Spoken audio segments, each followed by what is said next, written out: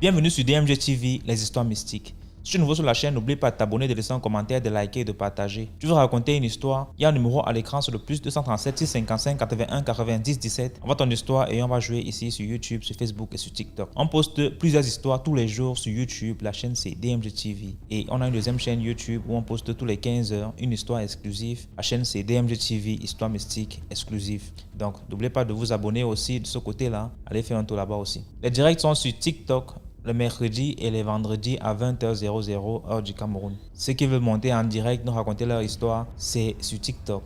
Et ceux qui veulent envoyer leur histoire, ceux qui n'ont pas le courage, trop de courage ou bien n'ont pas un compte TikTok, envoyez vos histoires sur WhatsApp au numéro plus 237 655 81 90 17 et on va jouer ici sur Facebook et sur YouTube et sur TikTok. S'il vous plaît, avant d'écouter la première histoire, laissez un like, commentez, partagez, c'est très important. Première histoire. Bonjour DMG, j'espère que tu vas bien. Alors, je vais te raconter une autre petite histoire. Et cette fois-ci, je vais un peu revenir dans le présent. Voilà. Suite à tout ce que j'ai vécu dans mon enfance et aussi tout au long de ma vie, j'ai décidé de rejoindre un groupe de prière. Et le groupe de prière, là, c'est tous les matins, en fait, on prie, on fait des petits cheminements. Donc, des semaines spéciales, on va faire un cheminement. C'était il y a 2 mois à peu près. Et il y a 2 mois, le thème du cheminement de cette semaine, c'était briser les liens acquis à travers les rapports sexuels. Voilà. C'était ça le contexte en fait. Donc, c'était un cheminement sur une semaine où il y avait de l'exhortation et il y avait la grande prière le 7e jour. Voilà. J'ai suivi le cheminement, j'ai suivi jusqu'au 6e jour et je ne sais pas pourquoi, mais je n'ai pas suivi le 7e jour tout de suite. J'ai même complètement oublié en fait. Pourtant, c'était le moment de la grande prière et le berger nous avait dit, il faut absolument suivre la grande prière parce que c'est la grande prière où on va briser, on va enlever, on va. Et je n'avais pas suivi dans un premier temps le dernier jour. Et je précise que je ne connais pas l'homme depuis longtemps. Je connais l'homme, ça fait à peu près 2 ans. Et actuellement, je suis en couple, ça fait à peu près 6 mois. Avec un homme, bon, il est un peu comme un berger, on va dire un homme de Dieu, si on veut. J'avais remarqué que quand j'ai commencé à connaître l'homme, je suis sortie avec un gars, on a fait 4 mois à peu près ensemble. Mais quand je me suis séparée de lui, ça c'est mes conclusions que j'ai fait après ma délivrance. Donc quand je me suis séparée de lui, je n'arrivais pas à faire une relation plus de 3 semaines. C'est-à-dire que je rencontre un mec, on fait 1 semaine, 2 semaines, ça va. Et après, tout se gâte comme ça pour rien. Soit je me lasse et je le quitte pour rien, soit il me quitte. Et ça faisait aussi souvent que je vais voir un homme, on va faire un date, ça va bien se passer. Et puis le lendemain, on ne se parle plus. Pourtant, en amont, on se parlait déjà peut-être depuis 1 mois, 2 mois. Et c'était le jour de se rencontrer. Ça finit. Je ne comprenais pas en fait. Donc je tournais à peu près dans ça. Et on ne me draguait pas dans la rue. J'avais beau me faire belle, j'avais beau tout faire. Je précise bien, sans me jeter des fleurs, que je suis plutôt une belle femme. Et j'ai des formes là où il faut. Et je ne comprenais pas en fait. On allait dans des endroits, on ne me draguait pas. C'est mes copines qu'on draguait. Bon, moi, ça ne me dérangeait pas. Mais ça me faisait un peu tiquer quand même. Parce que je ne comprenais pas en fait. Et je n'avais pas de pensée. Enfin, je n'étais pas encore spirituellement avancée. Donc, je me suis dit, ah, c'est la vie. Un jour, Dieu va m'envoyer un homme qui va m'aimer tel que je suis. C'est ce que je me disais. Voilà, c'était pour poser le contexte. Alors, on a fait le cheminement. Et le 7e jour, c'était dans la grande prière. Et je n'ai pas écouté de suite. Je ne sais pas ce qui s'est passé, mais j'ai complètement oublié. Pourtant, j'aime un réveil et je suis programmée que le matin, j'aime ma prière. Je n'ai pas écouté la prière. J'ai continué à vaquer à mes occupations. Et je précise que mon homme actuel, ça a été compliqué parce qu'on est ensemble depuis 6 mois. Et je l'aime. Mais quand je le voyais parfois, son visage, c'était comme si son visage à travers mes yeux était déformé. Son visage devenait noir. Et quand il était devant moi, j'avais des pensées sombres.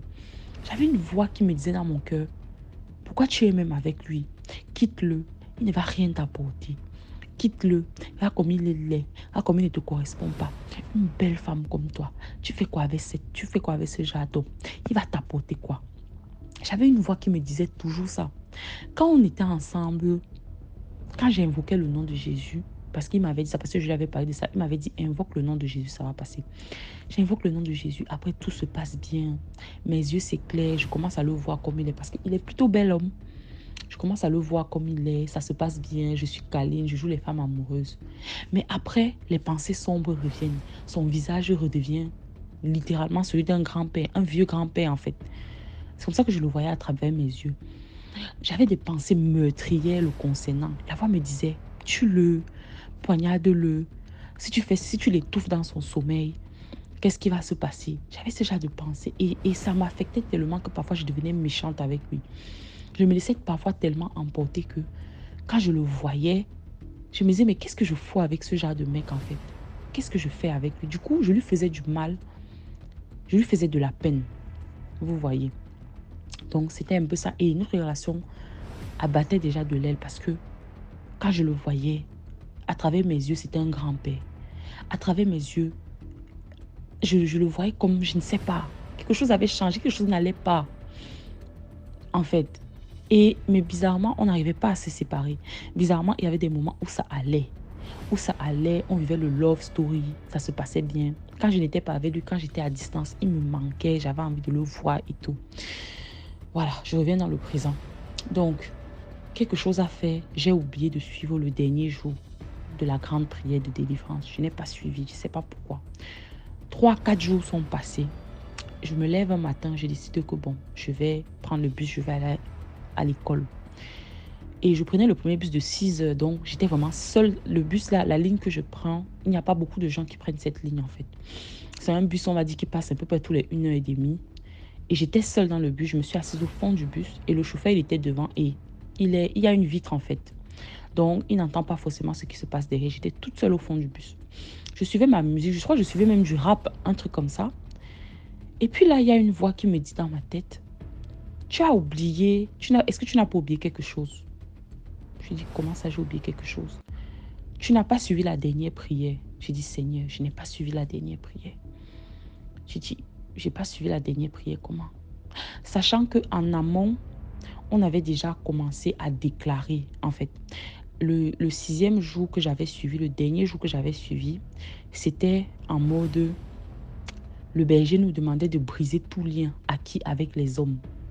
Donc, en gros, tu devais citer le nom de l'homme avec qui tu avais eu des rapports et dire que au nom de Jésus, je brise tout lien acquis avec cet homme.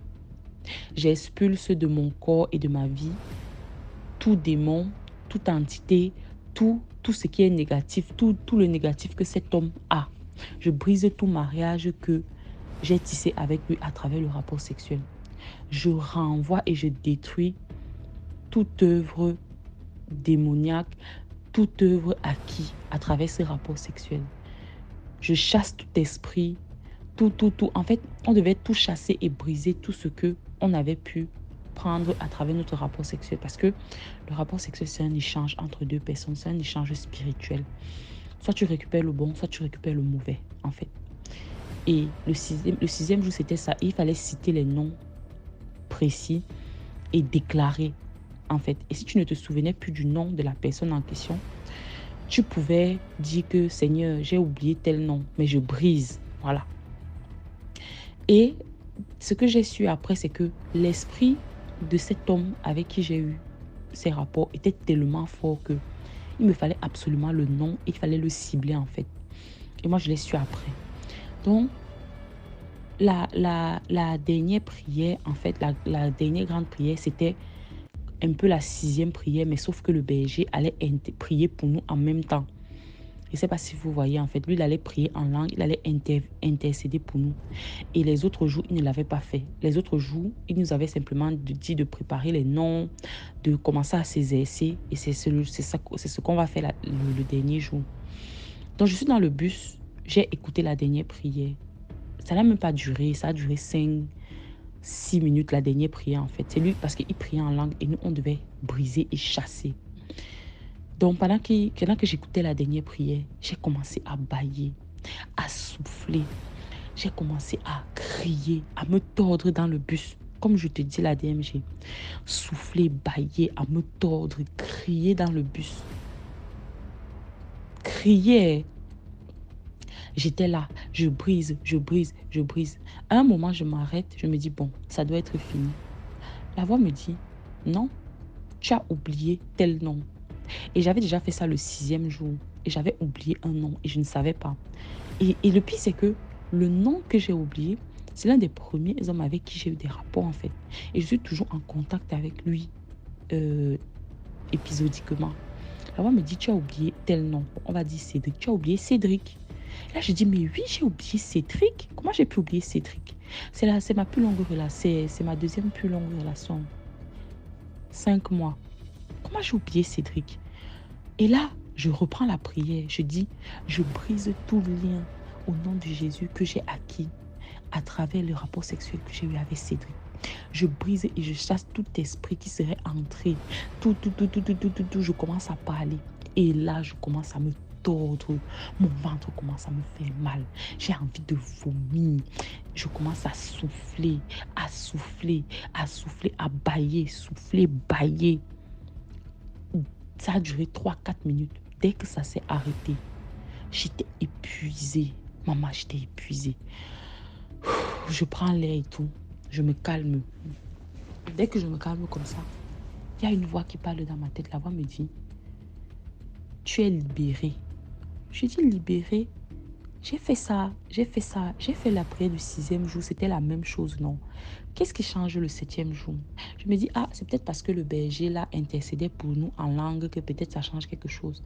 La voix me dit, non, tu n'avais pas cité son nom, en fait. Et pour être délivré, il fallait absolument que tu cites son nom et il fallait que tu cibles, en fait, tu le cibles.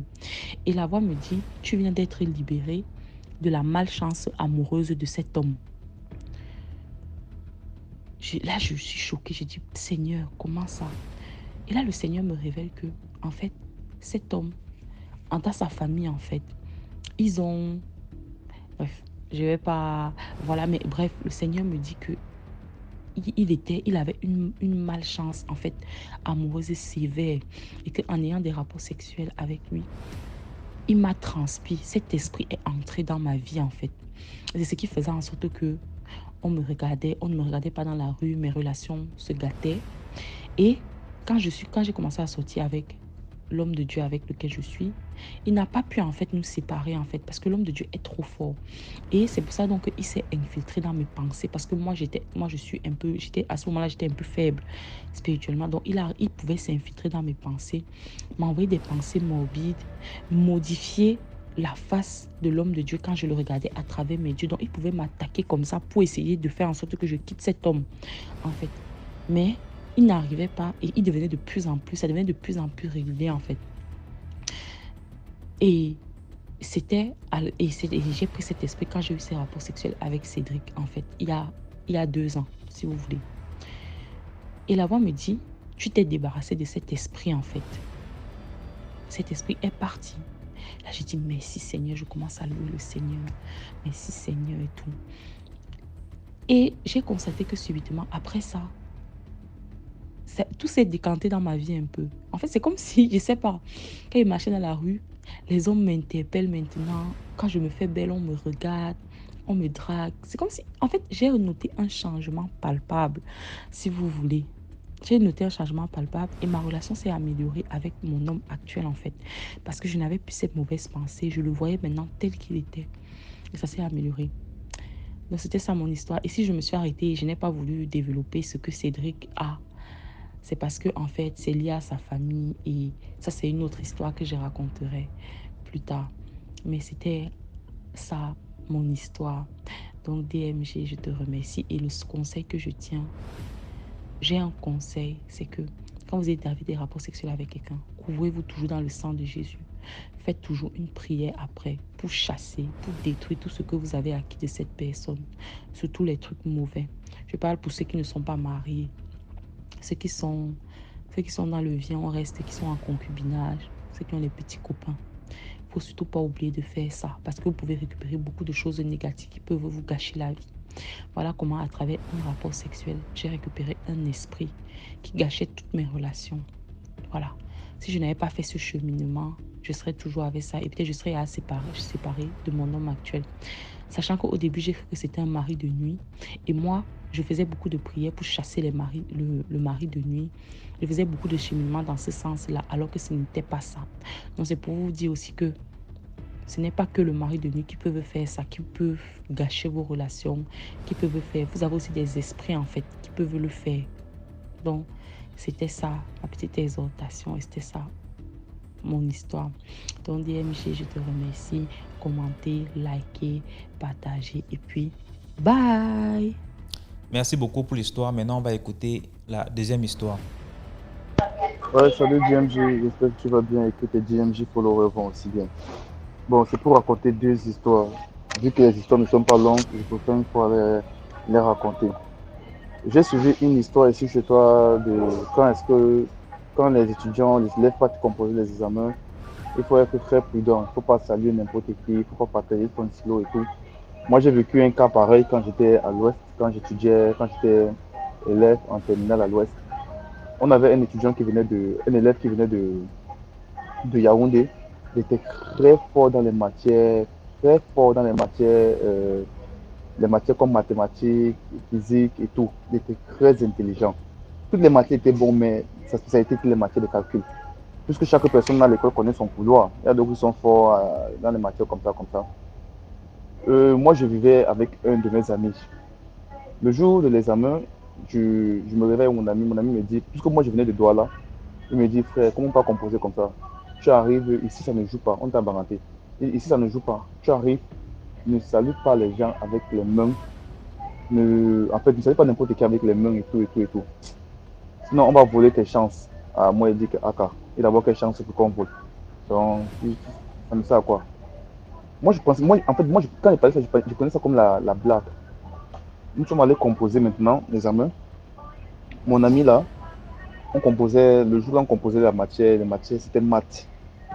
Et vous savez, à la fin de chaque examen, il y a toujours les élèves à l'extérieur qui sont toujours en train de dire 2 plus 2, tu as trouvé combien? J'ai trouvé 4, j'ai trouvé 6. Mais mon ami là, lui, il se rend compte que parmi toutes les réponses qu'on donne de tous les questionnaires, il n'est même pas, il n'est même pas à côté. Donc il est complètement hors de la plaque. Il a tout raté. Quand on lui dit, mais frère, comment tu as fait pour rater ça? C'était très facile. Une fonction de X, tu as raté ça comment? Mais le gars ne comprend pas. C'est à la fin de l'examen que quelqu'un lui a dit que, mon frère, apparemment tu as salué quelqu'un qui n'était pas bonne. Et on a pris des chances. Donc, le gars a échoué l'examen l'année là. L'année qui suivait, il a réussi. Donc l'année là, il avait échoué. Pourtant, il était très fort. L'année qui suivait, même, il a passé l'examen avec, je crois que c'était 14 de moyenne. Hein. Et parce qu'il était très intelligent. Bon, ça c'est pour la première histoire. La deuxième histoire, c'est un homme, il a tué sa femme sans faire exprès. En fait, il sortait avec une fille, il était en couple avec une fille. Vous savez, quand on est souvent en couple, on peut faire 2 ans à distance, on se voit juste pour faire les bails et tout. Mais ils ne vivaient pas ensemble en fait. Un jour, il décide donc de fiancer la fille. Donc, il a doté la fille et tout. Il commence à vivre dans la même maison avec la fille. Mais il se rend compte des petits défauts de la fille. En fait, la fille avait un défaut particulier. Elle aimait tellement la viande. Mais les gars ne comprenaient pas. La semaine ne pouvait pas finir comme ça sans que la fille n'achète les viandes de mouton, les viandes de soya, les viandes de bœuf, grillées, brisées. La viande sous toutes ses formes, la fille mangeait. Même quand il rationnait à la maison, il pouvait rationner peut-être même 4000. La fille va augmenter 2000. Donc quand tu passes à nourriture, tu vois la viande à l'intérieur, tu t'es dépassé. Bon, ça, lui s'est dit que, bon, elle aime juste la viande. Il y a des filles qui aiment les perruques, il y a des filles qui aiment le maquillage. Donc, comme lundi ensemble. Donc, pourquoi s'attarder dessus? Il a laissé tomber. Maintenant, il y avait un autre petit détail, c'est que chaque fois qu'il dormait, pas chaque fois en fait, souvent quand il dormait avec la fille, il se rendait compte que, arrivé à un certain heure, la fille prenait une position, elle dormait sur le dos. Elle mettait les deux mains sur son ventre. Et comme elle dort peut-être de 3 heures comme ça, elle se réveille à 6 heures dans la même position sans bouger durant la nuit. Bon, au départ, il se disait que bon, c'est comme ça qu'elle dort et tout. Mais au fil du temps, il s'est rendu compte que, bon, pas que c'est impossible, mais c'est quasiment difficile à quelqu'un de dormir dans une position la nuit et de se réveiller le matin dans la même position. Ça peut arriver, mais c'est quasiment rare. Le gars a fait les recherches et tout, il ne comprenait pas. Un jour, pendant qu'il avait ses amis dans un bar et tout, chacun discutait de sa femme, des défauts de leur femme et tout. Lui, il explique le souci là à son ami. Que ma femme dort comme ça, elle se réveille toujours comme ça et tout et tout. Bon, moi je simplifie et tout, mais à un niveau, je trouve ça bizarre. La fille a dit, en fait, son ami lui a dit, ta femme sont en vampire. Le gars dit qu'il ne peut pas croire. Il dit que je te dis que ta femme sont en vampire. Si tu veux, quand elle dort comme ça, essaie seulement de déplacer un seul bras. Tu déplaces seulement un de ses bras, elle va mourir. Lui, il s'est dit que c'était des blagues. Une nuit, il dormait, elle a fait ça. Comme elle a l'habitude de dormir sur le dos et de mettre les deux mains au niveau de son ventre et tout. Je ne sais pas si vous voyez un peu la position. Et voilà, la position quand on met quelqu'un dans un cercueil, on met souvent les deux mains au niveau de son ventre et tout. Il a déplacé un bras, les deux bras, il a mis sur le lit. Il a toujours mis une position de cercueil, toujours à côté là. La fille, à 7 heures, la fille ne s'est pas réveillée. Pourtant, elle était souvent très matinale. 7 heures, elle ne s'est pas réveillée. 8 heures, elle ne s'est pas réveillée. 9 heures. Il touche la fille est glacée. La fille était morte. Quand on a fait l'autopsie, parce qu'on a dit que c'est lui qui a tué la fille dans la chocolaterie, patati patata et tout. On a fait l'autopsie. On a dit non, la fille est morte d'arrêt cardiaque. Donc, il avait tué sa femme sans faire exprès. Bon, je ne sais pas quelle morale est-ce qu'on va donner à ça. De faire attention, je ne sais pas. C'était juste pour partager aussi ma petite histoire. Merci beaucoup pour l'histoire. Maintenant, on va écouter la troisième histoire. Ok, bonsoir DMG. Félicitations pour ton concept et surtout les courts-métrages. Je suis moi-même réalisateur. Je suis du Congo. Je suis de la diaspora. Je suis déjà en train de tourner un film un peu des histoires aussi mystiques parce que voilà, on est dans l'ère du Verseau, c'est le temps de la révélation. Donc moi je vais faire court, même si l'histoire elle est longue, je vais faire court. Donc moi j'ai une histoire à raconter qui s'est produite il y a de cela maintenant plus de 15 ans. Donc c'était au Congo, c'est-à-dire moi j'ai grandi entre la France et le Congo, et un jour j'étais au Congo et il y a un pote à moi qui est venu de la France dont je tairai le nom. Et il est arrivé, lui c'était un dealer ici en France, donc les dealers c'est dangereux, ils sont là, ils ont des kilos, voilà, et parfois ça se tire dessus. Donc lui il voulait faire ce qu'on appelle des antiballes. Donc les antiballes, c'est des choses qui existent. Donc parce que pendant la guerre mondiale, la chair à canon qu'on mettait devant, qui ont gagné qui ont fini la deuxième guerre mondiale vivants, c'est les gens qui avaient des antiballes. Hein. Donc au passage, et c'est vérifiable. Si lui ils ont encore du plomb par là. Donc j'ouvre une... Après un moment, nana, on doit pas se... Mon corps commence à trembler trop. Il met trop. Donc du coup, les yeux, je me dis, mince. Parce qu'il m'a dit, faut pas ouvrir la casse. Voilà quoi. J'ai le convoi de la viande. J'ai fait tous les interdits. Et du coup, quand j'ai fait ça, et ben directement, mon ventre s'est mis à tourner et je suis parti. Dis-moi du terme, j'ai déféqué que les choses que j'avais avalées que j'ai déféquées. Donc les gilettes, les poils de gorille. Et du coup, j'étais ensangloté parce que les gilettes, ça blesse. Hein. Donc les gilettes sont sorties. J'ai dit mince. Et j'ai dit ok, je m'en suis débarrassé. Donc du coup là, je suis plus parti le revoir. Pour moi, c'était fini. Et par contre, il nous avait dit, encore une fois, ouais, par contre, ce que je vous ai fait, même si vous en débarrassez, ça va jamais partir. Et un jour, des années après, je reviens en France, je suis de la banlieue, on a eu un problème de bagarre, je suis tombé dans un appartement avec un pote où il y a 25 mecs qui sont venus, qui nous ont agressés. Et ben du coup, ce jour-là, et ben ces camons-là se sont réveillés. Et du coup, les 25 mecs avec qui on s'est battu, ils sont partis en courant. Parce que ce qui s'est passé à un moment, ils ont vu ils ont vu le gorille. Je sais pas comment, moi je l'ai pas vu, mais j'ai vu ils ont commencé à hurler à un moment. Je vois l'expression du visage où je me demandais qu'est-ce qu'ils voyaient, il y a qu'eux qui voyaient ça. Mais après j'en ai déduit que c'était le gorille que j'avais en moi qui a apparu pour les effrayer et puis ils sont partis en courant.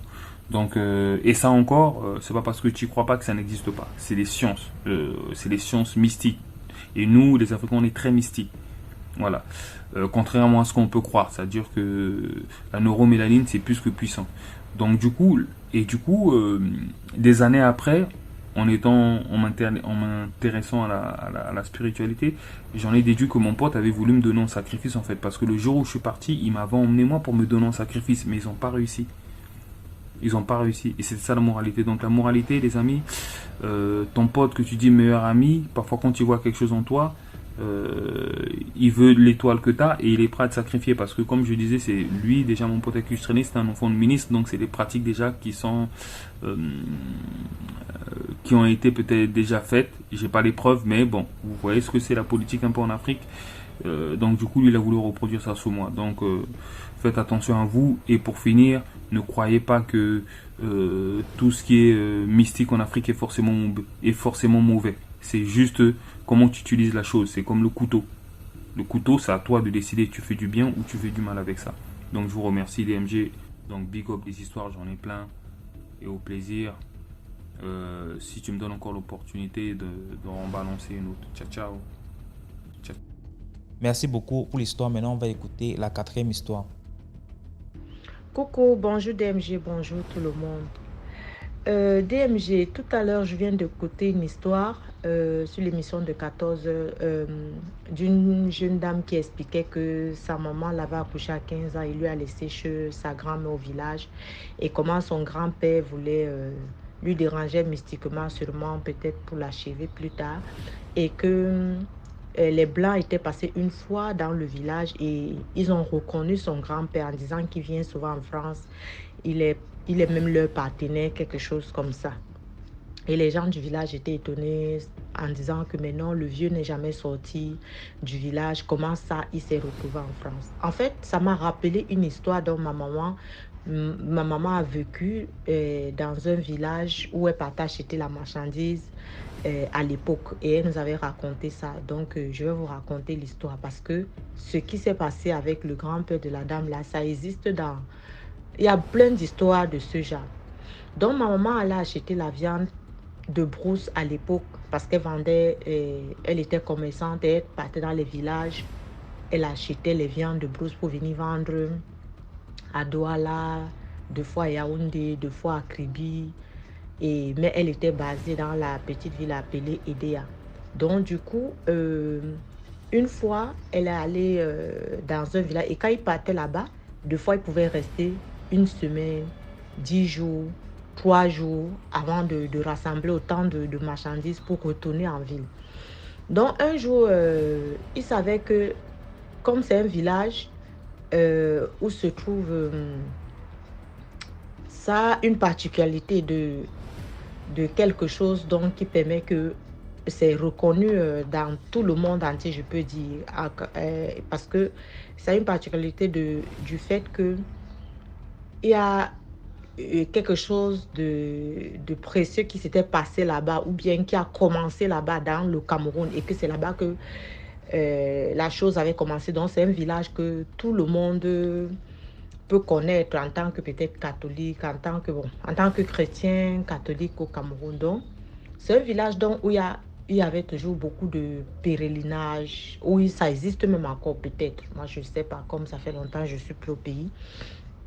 Donc, lorsqu'il y avait les pèlerinages, il y avait aussi des étrangers qui venaient comme les Blancs et tout et tout. Et puis, avant d'arriver à l'endroit même où il y avait des pèlerinages, il y avait un grand, vous savez, dans un village, avant d'arriver même au village principal, il y a toujours d'autres petits villages en route. Et parmi d'autres petits villages, il y a souvent des grandes cours qui sont parfois reconnues dans le village, que tout le village, peut-être on peut faire 3 heures de voyage sur le long du village. De village en village, de village en village, avant d'arriver maintenant à la grande destination. Mais il y a toujours certains grands cours sur le trajet qui sont des grandes familles reconnues. Que lorsque vous êtes même à la gare routière, si vous dites je m'en vais dans telle famille, étant peut-être étranger, on va vous conduire tout de suite. On va vous dire, oui, oui, c'est une famille qu'on connaît parce que c'est des familles généralement qui ont peut-être une histoire d'une grande polygamie ou d'une puissance mystique ou quelque chose où ils sont des grands cultivateurs. Donc et qu'ils étaient, donc ça va de génération en génération. Ça veut dire qu'une cour où il y a plusieurs maisons, mais c'est une même famille en fait. Donc, il y avait donc ce genre de village sur le trajet de là où ma maman, elle est partie soit acheter la marchandise. Donc, du coup, on dit donc qu'un jour, les Blancs, ils arrivent dans la ville. Ils se dirigent... non, en fait, ils arrivent à la capitale. Je ne sais pas si c'était Yaoundé ou Douala. Mais ils viennent dans la ville qui va les conduire dans le village. Ils viennent dans la petite ville du Cameroun où c'est dans ce petit village qu'on prend maintenant la route directe pour le village. Et quand ils arrivent dans la petite ville, ils se renseignent en disant ils veulent aller dans tel village. On les dit oui, il n'y a pas de souci. Donc, c'était des Blancs. Apparemment, même ils ont pris un chauffeur qui les a conduits directement dans la cour des personnes connues de cette famille où ils sont en train d'aller. Donc, ils ont demandé après le nom d'une grande famille de ce village. Oh, ben c'était comme c'était à la gare routière. Tout le monde a dit oui, on connaît bien cette famille. Donc, on les a renseignés, on les a amenés. Donc, ils ont cherché un chauffeur qui les a amenés avec leur voiture jusqu'à ce village. Et ils sont partis, ils arrivent au village. Et le nom de la personne qu'ils ont demandé dans la cour, quand ils sont arrivés, figurez-vous, c'est une grande famille. Mais c'est le village, donc tout le monde a déjà une vie de minute. Donc, c'est des pêcheurs, c'est des cultivateurs, voilà. Donc, ils arrivent dans la cour, ils demandent après le grand-parent de cette famille. Et le grand-parent, il avait déjà sa petite case isolée dans la cour parce que tellement il était gros sorcier, même ses enfants, ses petits-enfants, tout le monde l'avait isolé. Donc, il avait son petit secteur là-bas où son lit à côté, là où il fait sa nourriture à côté. Donc, c'est du genre, quand ils ont pitié de lui, celui qui a pêché peut-être le poisson peut passer là-bas, lui jeter ça comme ça. Donc, il était dans sa petite case où la famille même l'avait abandonné au niveau du village. Et il était déjà vieux. Vieux de manière, il n'arrivait même pas à sortir vraiment pour faire ses besoins bien il était vieux en fait, abandonné là-bas. C'est pas à pitié qu'on venait lui donner souvent à manger. Avec son petit feu à côté, son lit, comme vous voyez, le lit du village là donc, je peux dire que le lit de la cuisine au village, voilà. Donc, il y a et puis ces petites vieilles mamites que de fois pour se chauffer, je ne sais pas qu'est-ce qui se chauffait. Donc, il était un peu abandonné de la famille. C'est pas, les petits enfants ne venaient plus à ses côtés et tout et tout. Donc, quand les Blancs arrivent dans la cour, on demande après Monsieur X. Tout le monde, toute la famille se regarde d'abord que les Blancs, ils arrivent dans leur cour. Et la personne dont on demande après lui, c'est le plus âgé de la famille qui a même déjà plus de 100 ans. Il est là-bas abandonné dans sa cage là-bas derrière. On les conduit quand même pour dire, celui que vous cherchez, le voici. Il regarde les Blancs lui regardent. Et les Blancs, on dit que les Blancs là étaient trois. Les Blancs lui disent qu'on savait que ce n'était pas vrai, mais ne reviens plus jamais. Il était là, même parler, est-ce qu'il pouvait même parler? Dans ses vieux vêtements, avec son pot de popo à côté. Bon, figurez-vous quelqu'un qui vit dans une cage abandonnée au niveau du village. Qu'est-ce que ça peut bien ressembler? Ils l'ont dit, on avait su, mais on voulait te prouver que c'est pas bon, donc ne reviens plus. Et quand ils sortent de sa cage, avant de partir, donc les jeunes de la famille essayent un peu d'être bien polis avec les Blancs pour les demander, mais en réalité, qu'est-ce qui se passe? C'est notre arrière-grand-père, mais nous, on ne vous a pas compris. Le langage, vos paroles que vous l'aviez dit, on ne comprend pas pourquoi ces menaces. C'est vrai que vous étiez poli dans votre façon de vous exprimer, mais qu'est-ce qui s'est passé? C'est là que les Blancs les expliquent que tous les jours, il vient en France en jet privé avec une grande équipe et que sa jet privée il y a des chaises en or. Donc, c'est en or. En fait, il y a trop de l'or, du diamant dans son jet privé. Et avec une équipe, donc, qui vient toujours pour quand il arrive, c'est des grosses voitures qui les prend à la piste d'atterrissage et puis s'en va faire la vie, donc le show dans les grandes boîtes de nuit où il dépense beaucoup, lui et son équipe. Et quand le jour est toujours prêt à se lever, ils repartent à l'aéroport, ils retournent. Et qu'eux, ils ont fait l'amitié avec lui. En lui demandant que, mais où est-ce qu'il a acheté son avion et son jet privé là, qui a vraiment les matières en or, en diamant. Et il les a fait comprendre que lui, il vient du Cameroun, de tel village, et qu'il est roi là-bas dans son village. Donc, il n'appelle même pas ça village, apparemment il appelait ça, il vient du Cameroun, de telle ville, et qu'il est roi.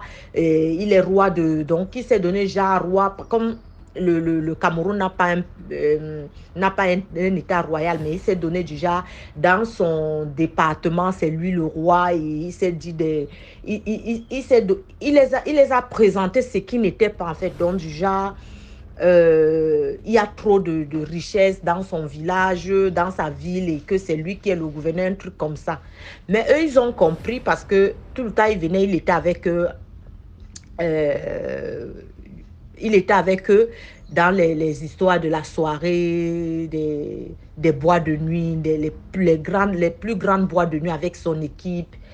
Et il repartait toujours, il ne restait jamais pour rester peut-être à l'hôtel, loger comme ça, peut-être rester une semaine avant de partir, mais tout le temps il venait. Donc eux, ils ont fait le voyage normal maintenant pour venir le choper sur place en lui disant de ne plus venir. Et c'était une équipe de Blancs aussi, des personnes vraiment importantes, même en Europe, et dans le secteur où peut-être apparemment du gouvernement, donc il fallait qu'on l'arrête parce qu'il venait, il atterrissait dans les aéroports légaux de l'Europe où il venait.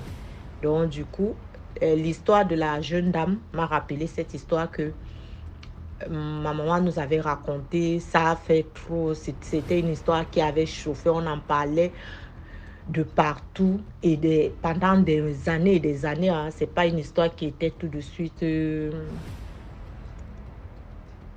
bon, peut-être c'est aujourd'hui qu'on n'en parle plus, mais ça fait environ plus de 25 ans, 27 ans que ma maman m'a raconté cette histoire. Et quand j'écoutais la fille tout à l'heure, je me suis rappelé de ça aussi.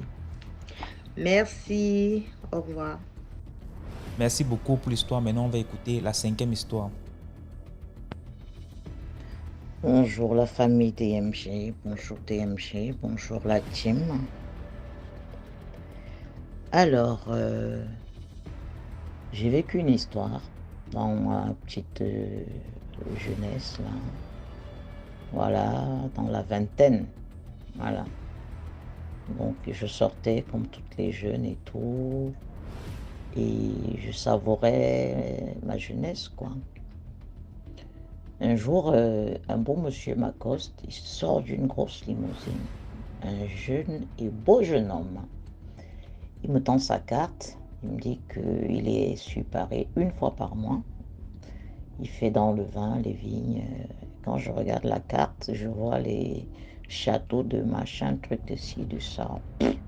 Il me dit, est-ce que j'accepte pouvoir déjeuner avec lui une fois par mois pendant qu'il est séparé? Je fais, je dis non, il tient vraiment à me connaître mieux parce que il passait par là, il était en train de rentrer et il ne sait pas pourquoi il m'a vu et voilà quoi. Il a dit, ah ouais, sur toutes les Champs-Élysées là, il aurait fallu que tu me voies. Oui, bon, est-ce qu'on peut déjà s'asseoir un peu pour boire un café? Et je dis, non, je suis désolée parce que là, je rentre chez moi et le café, là, non, c'est trop me demander pour le premier jour, je rentre, je suis fatiguée. Il me dit, voilà ma carte et tout, voilà, est-ce que tu es d'accord? Je dis, on verra bien. Il me dit, écoute, donne-moi ton numéro de téléphone pour être sûr, parce que je suis pas sûre de te revoir au cas où. tu as l'air un peu hésitante. Si tu hésites, si quelque chose te gêne, tu me le dis. Je dis, à part d'être accostée comme ça, j'aime pas, mais bon. Apparemment, vous avez des bonnes manières. Alors, il demande mon téléphone, il me donne déjà sa carte et tout. Et il me met derrière sa carte sa prochaine date pour Paris, le mois qui suivait. Par contre, il me dit, je t'appellerai 2 jours avant pour te prévenir de mon arrivée, pour pas que tu oublies. Je dis, ok, c'est mieux comme ça. Voilà. Donc, le mois qui suit, c'est fait. On va déjeuner ensemble. Et je ne sais pas pourquoi, il n'arrête pas de me parler des bons champagnes. Je me dis, bon, c'est son domaine, hein, c'est son vin. Mais vraiment du bon champagne, accompagné de caviar. Vraiment, si, la dégustation, mais vraiment, c'est son truc, c'est son truc. Il ne peut pas s'en passer et tout. Je me dis que vraiment, le prince de Galles, là, oh. À chaque fois, on passe tout le déjeuner et tout. Il est passionné. Il a les étoiles plein des yeux. Son fameux caviar, vraiment tellement rare. Le champagne d'immortalité. Il m'en parle à chaque rendez-vous. Il m'en parle. Il me dit, est-ce que je veux essayer? Est-ce que ça me dit? Et moi, je suis là, écoute, moi, les bons champagnes, j'aime bien. Mais je suis pas trop caviar, par contre. Il me dit, non, tu verras. Tu sais, moi, j'adore ça et tout. Et voilà, il faudrait que je t'explique comment ça se passe. Est-ce que j'aimerais bien qu'il m'initie et tout? J'ai dit, bah, c'est déjà un club, une confrérie de champagne caviar. Je lui dis, écoute, tu me saoules avec ça et tout. Il me dit vraiment si je suis d'accord. Je lui donne mon RIB. Hein, je lui donne ma somme. Il me vire ça tous les mois. Et vraiment, si c'est sérieux entre nous, il m'offre un appartement. Ah ouais? Bah ouais. Voilà, la rue où il y a toutes les marques et tout, au sommet, j'aurais Paris à mes pieds. Coucou! Bon, ça va loin quand même. Pretty woman comme ça, là, en plein jour. Je me dis, écoute, on va pas en arriver là. Pour l'instant, voilà. Je n'aime pas me précipiter dans ma vie et puis, tu sais quoi? Je vais vraiment bien réfléchir et la prochaine fois, je te donnerai ma réponse. Et on en parlera plus sérieusement cette fois-là. C'est pas dans un restaurant, il faut qu'on trouve...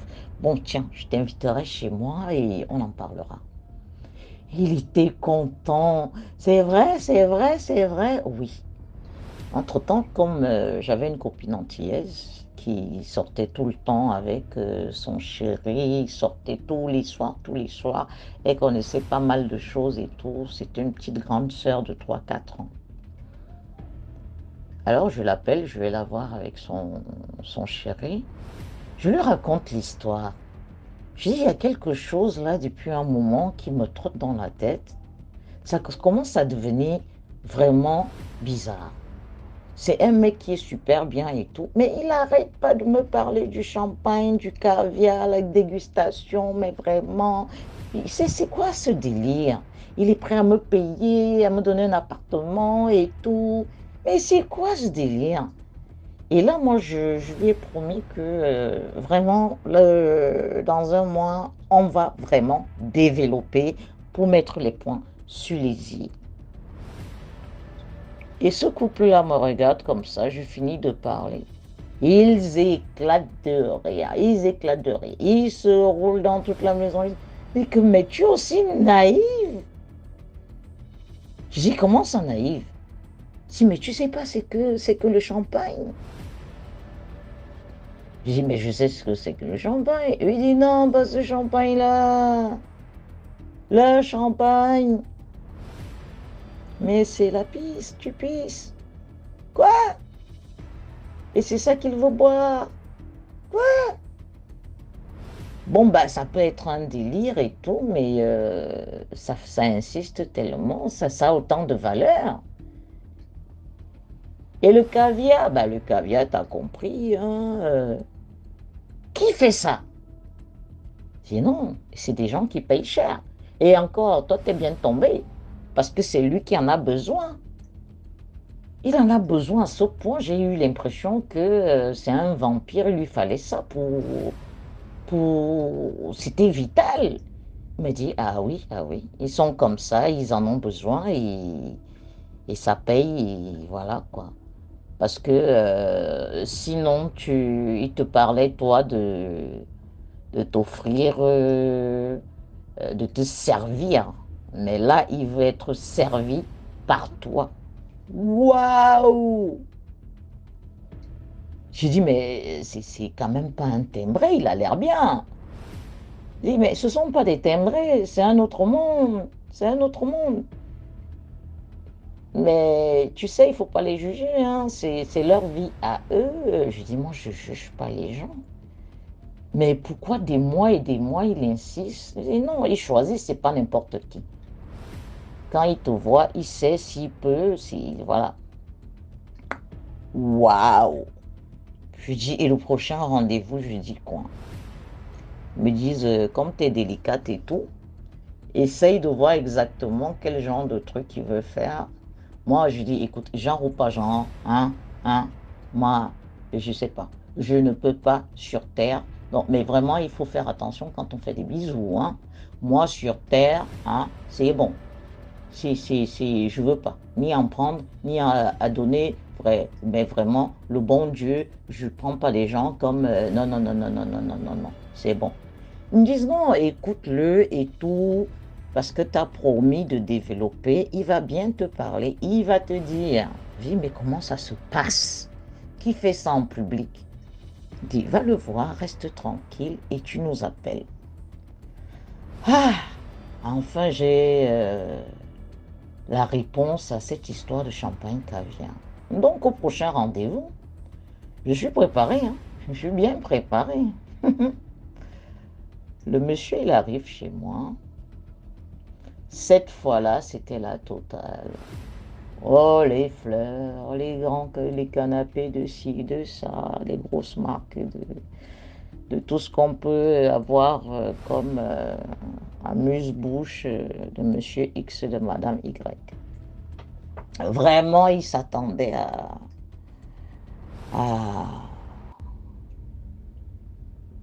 au résultat, il savoir s'il passe l'examen ou pas. Tout dépendait vraiment. Il était accroché à mes lèvres. Donc, je suis tranquille, je laisse rien paraître. Je fais vraiment comme si, depuis tout ce temps, je savais de quoi il parlait. Madame n'aime pas se faire passer pour une idiote non plus, hein. Donc, finalement, c'est moi qui attaque le sujet cette fois-ci. Je lui dis, tu sais, je vois que tu insistes depuis un moment et ça me peine, parce que tu comprends bien que je te juge pas, mais on se connaît à peine et tu sais, c'est pas dans mes mœurs, c'est tellement sensible. Oui, c'est pour ça que je suis prêt à attendre, hein. Mais toute cette attente-là, je t'ai dit, donne-moi ton rythme. Même si ça va se faire dans un an, il faut que tu t'habitues psychologiquement. Et puis on se prépare pour ça, hein, ça n'arrive pas comme ça. C'est pour ça que je t'ai dit. Je lui dis, mais ça va se passer comment au fait? Dis-moi. Parce que je sais pas, je suis timide, je sais pas, hein.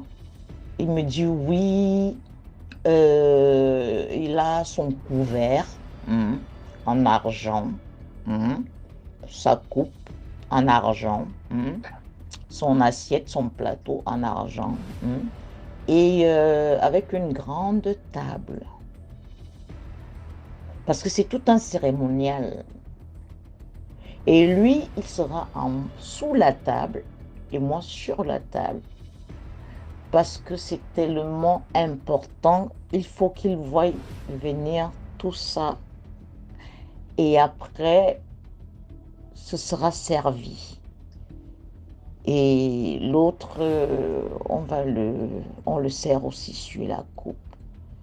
Il sort de la table et il le déguste tranquillement. Il me dit, c'est propre, hein? Nous ne sommes pas non plus, voilà. Je suis quelqu'un d'éduqué, ça se passe proprement et puis tu seras pas mal à l'aise. Après, ça passera normalement. Je me dis, oh, Godness, est-ce qu'il y a un ange qui écoute avec moi là? Il ne faut pas que Dieu me dise un jour que j'étais seule quand je suis partie, hein? Et je pousse le bouchon, hein. Je dis, mais on ne peut pas savoir quand est-ce que ça va se passer. Il me dit qu'on se prépare. Je dis, on se prépare comment? Il me dit, tu prends des œufs, tu fais bouillir des œufs avec des patates. Bon, les patates, les pommes de terre, voilà. Tu les fais bouillir pour avoir la consistance qu'il faut, la meilleure des consistances. Donc, voilà la recette déjà du chef comme on sort, hein. Donc, quand tu fais bouillir ces œufs-là, si on a rendez-vous à midi, tu le fais le soir avant de dormir. Bon, ça permet au moins de le faire le matin, hein. Là, ce sera le matin pour ça quand je serai prête. Et puis, c'est la meilleure consistance. Je vous épargne le reste. Je vous épargne le reste. Parce que quand j'ai vu le truc à Dubaï, j'ai compris que c'était ça. C'était ça qu'on mangeait pour que on ait la bonne consistance. C'était ça. Donc, j'étais passé. Il mentait pas. Il mentait pas. Il avait l'habitude. Alors, pour pas qu'il devienne fou, pour ne pas sévrer l'histoire comme ça, parce qu'il peut devenir aussi psychopathe, hein. Si tu dis non comme ça, après des mois et des mois qu'il te parle de ça, et si tu envoies des tueurs en série, hein, tu fais quoi? Parce que tu peux connaître, tu as déjà son nom, son numéro de téléphone, tu as son adresse, tu connais la grosse famille, tu as vu ses limousines et tout. Il faut y aller doucement, doucement pour reculer doucement. Donc vraiment, j'ai usé de toute ma délicatesse et tout. Voilà. Et ce jour-là, comme il a osé vraiment me décrire le menu, quand il est parti, pendant que j'étais vraiment assommée, je me disais, heureusement que j'ai pas eu à embrasser ce beau jeune homme, parce que je l'aurais regretté toute ma vie, mais toute ma vie. Et j'ouvre enfin les fleurs, je me dis, c'est les dernières fleurs, les dernières fleurs. Il n'y aura plus de rendez-vous. Je trouve une grosse enveloppe là. Je crois que c'était l'enveloppe de motivation. Parce qu'il m'a dit que oui ou non, il attendra. Il appellera de temps en temps. J'ai vu une grosse enveloppe là-bas. Je ne l'ai pas ouvert dessus. J'ai ouvert comme ça, c'était les 500 €, mais vu l'épaisseur, j'ai laissé ça quelques jours. C'est resté là-bas. C'est resté là-bas quelques jours. J'ai appelé mon couple d'amis. Ils se sont bien sûr foutus de ma gueule parce que j'étais tellement naïve depuis des mois de ce champagne et de ce caviar. Ils me disent c'est un mot de code, c'est un nom de code, c'est un nom de code. Moi je connais qui vivent avec ça, qui ont construit. Et si tu dis ça à certains, ils vont te dire que t'es conne. Parce qu'elles reçoivent ça. C'est toi qui dois donner. Tu sais comment c'est rare. Et ben dis donc. Bah oui, il y en a une qui a fait ça. Elle a construit une grosse maison à sa mère, au Tchad, et tout, et tout, et tout. Et pourtant, elle ressemble à rien. Hein, elle ressemble à rien. Hein. Et ben, quelle maison. À chaque fois que tu regardes cette maison, tu vois le film. Hein. Bah ouais, bah ouais. Et bon, j'ai pu calmer le jeu de l'autre côté. Et pendant qu'on discutait, 1 an après, je dis, alors, le château de la Belle au Tchad, qu'est-ce que c'est devenu? Déjà, apparemment, elle a tellement fait des choses dans sa vie qu'elle ne pouvait pas faire d'enfant. Pourquoi construire un château pour ta mère? Elle va bientôt crever, tu peux pas, t'as pas d'héritier. Donc ça veut dire que c'est tes frères et sœurs. Est-ce que ça vaut la peine? Est-ce que ça vaut le coup? Je prends des nouvelles alors. Ils me disent que ouais, elle est partie pour inaugurer ce fameux château chez sa mère et tout, avec ses frères et sœurs. Elle est décédée le jour de l'inauguration. Je dis, ah bon? Eh ben dis donc, le champagne caviar, là, le prix, il est fort. Il est fort, le prix. C'est ce que je tenais à vous dire, la famille. Je tenais à vous le dire. Il n'y a rien de nouveau sous le soleil. Donc, c'est dès le départ qu'il faut deviner. Il ne faut pas dire que dès qu'on s'est marié, un beau matin, il y a des signes. Il y a des signes, il y a un langage codé. Il y a des signes, il y a un langage codé. Il faut savoir lire. Il faut prendre le temps. Oui, il était beau, il avait l'argent et puis il avait l'argent. Arrêtons un peu ça. Arrêtons ça. Voilà. Tu ne peux pas aller pour le mariage pour aller crever. D'autres le savent. Ouais, je voulais sortir ma famille de la misère. Ils t'ont demandé. Et même, c'est pas toi qui... Non, non, non, non, non. Que chacun se sorte de sa misère tout seul. On contribue au bien-être des gens, mais s'il faut vendre son âme, ton âme déjà ne t'appartient pas, hein, ça appartient au bon Dieu. Hein. Donc, si tu crois que tu vas le placer comme ça parce que tu veux avoir des voitures, une maison, libre à toi. Hein. Mais voilà, sachez que ça ne date pas d'aujourd'hui. Et vous êtes libre, on n'impose pas. Parce que quand je vois le nombre de mois, hein, que ce petit, de la trentaine, tu vas me dire que c'est l'Europe, c'est la grande famille et tout. Mais ces gens-là ne le font pas de force. Et j'ai oublié de noter. Il m'avait dit, le jour où j'accepterais de faire ça, je devais prononcer une phrase.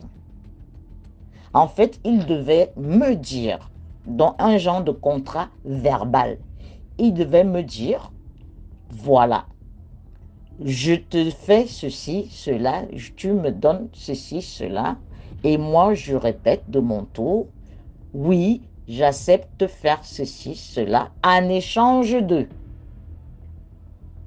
Là, il y a un contrat, en échange de.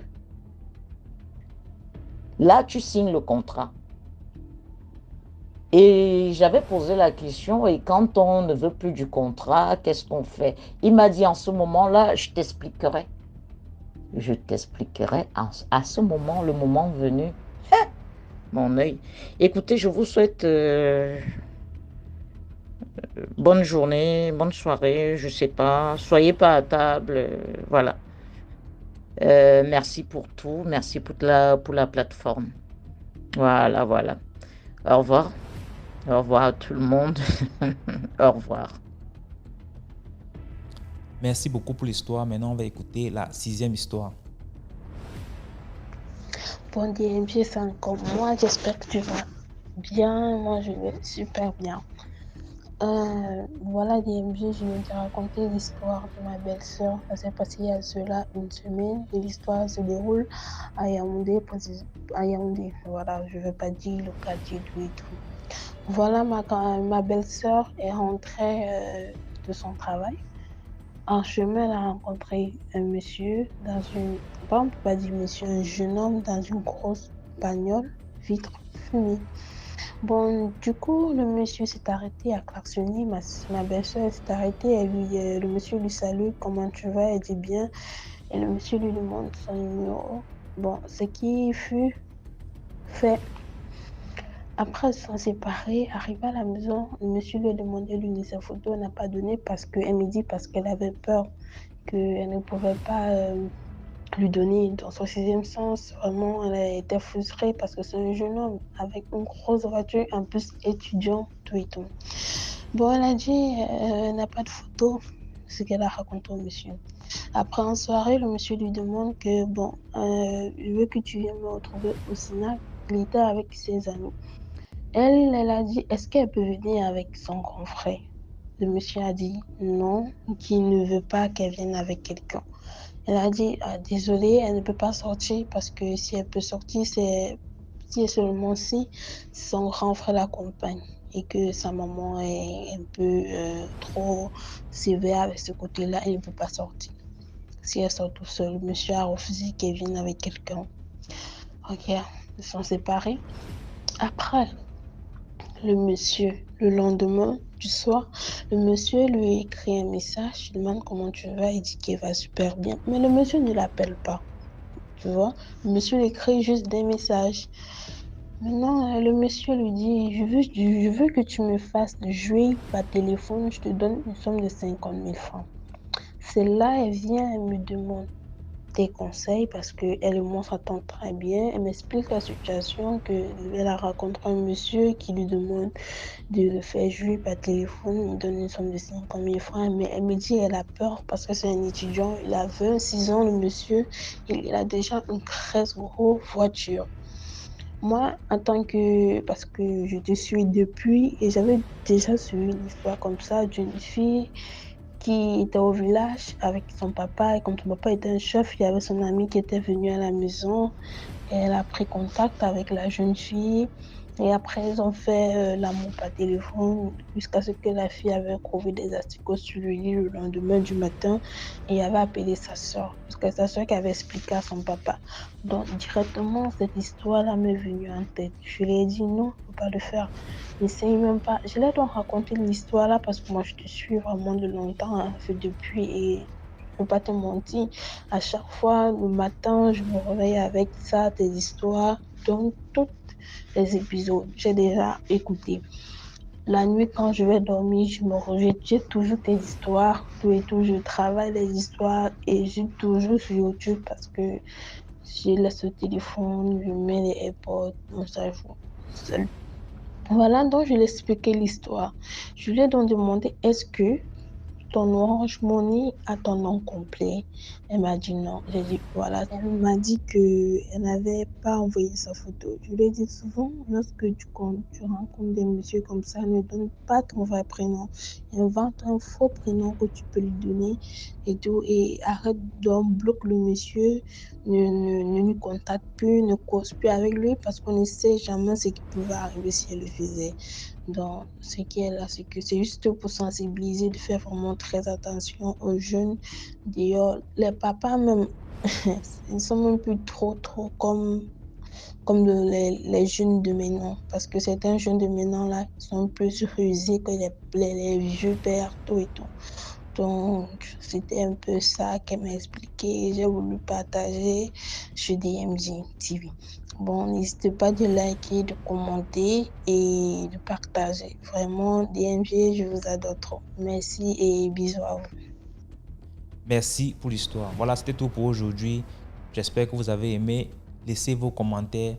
Si par exemple vous avez un commentaire à donner à l'histoire numéro 2 par exemple, vous pouvez écrire H1, voilà ce que je pense, ainsi de suite. Sachez que tous ceux qui envoient les histoires ici viennent après lire les commentaires. Donc c'est important de dire ce que vous pensez. Si vous avez un message en particulier pour un intervenant. Voilà, donc on se prend demain à 12h00 sur YouTube, sur la chaîne DMG TV. Ciao.